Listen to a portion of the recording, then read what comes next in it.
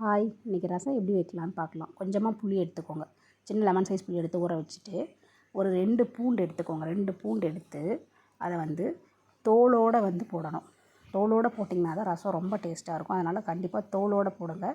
தோல் எடுத்துகிட்டு போடாதீங்க. தோலோடு அந்த 2 பூண்டையும் அதில் போட்டுட்டு 2 பச்சை மிளகா, 2 கொத்து கருவேப்பிலை அதை எடுத்து அதிலே போட்டுருங்க. 4 காஞ்ச மிளகாய் எடுத்து காம்பை எடுத்துட்டு அதில் அப்படியே முழுசாகவே போட்டுருங்க.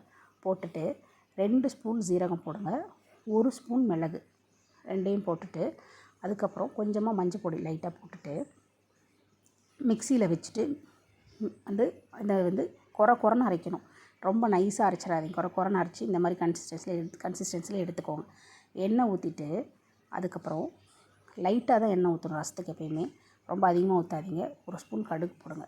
போட்டுட்டு புளி தண்ணி கரைச்சி வச்ச புளி தண்ணியை ஊற்றுங்க. அடியில் அந்த அழுக்கு இருக்கும், அதை கீழே ஊற்றிடுங்க. கல்லுப்பு போடுங்க. ரசத்துக்கு எப்பவுமே கல்லுப்பு தான் ரொம்ப டேஸ்ட்டாக இருக்கும். இன்னும் கல்லுப்பு போட்டுட்டு அந்த அரைச்ச மசாலா இருக்கு இல்லையா, அதையும் அதில் போடுங்க.